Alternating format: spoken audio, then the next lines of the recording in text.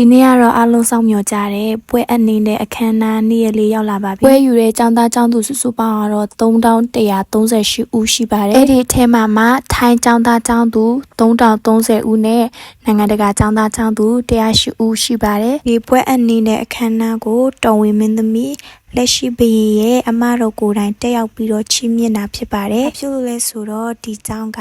လက်ရှိဘရင်ရဲ့ဖွားတော်